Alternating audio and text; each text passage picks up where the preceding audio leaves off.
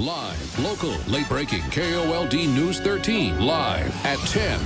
Thanks for watching KOLD News 13 this Sunday. I'm Mark Stein. If you've driven around Tucson, you've probably seen the many sites and locations with the name Drexel. The landmarks are mostly named after Philadelphia banker and philanthropist Francis Anthony Drexel. But what you may not know is his daughter, Katharine Drexel, used her inheritance to finance more than 60 missions in schools around the country. She was later canonized as a saint for her work. KOLD News 13's photojournalist Paul Durrant traveled to Philadelphia and shows us the impact she had on the old Pueblo.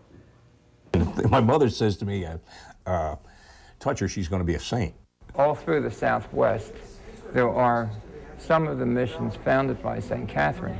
Catherine, from a very early age, was interested in the plight of the Native Americans. Because she saw the way they had been treated in this country. And her family was extremely wealthy. They were the wealthiest family in Philadelphia. And she wanted to do something for their good and for the good of the whole nation. Catherine operated directly from this mother house here. She would do visitations throughout the country. When I think of her mission work out there at that time, the distances that she went by horse and buggy. Through the Navajo missions down into Pueblos. And she would make sure that their education was just as good as the education as Caucasian children were receiving somewhere else. It wasn't just Mother Catherine, it was her sister Lorraine and her father and her uncle. The English-speaking population that were their neighbors did not look highly on the work. These people were the pioneers of civil rights. We're used to reading in the newspapers where heiresses get huge sums of money and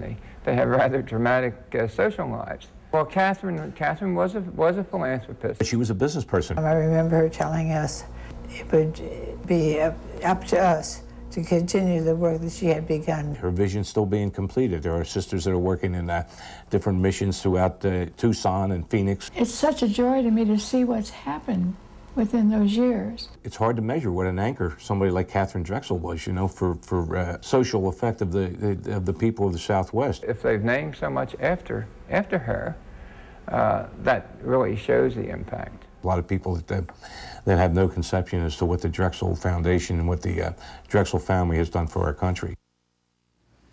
Pope John Paul II canonized Katharine Drexel in 2000. She became the second recognized American-born saint.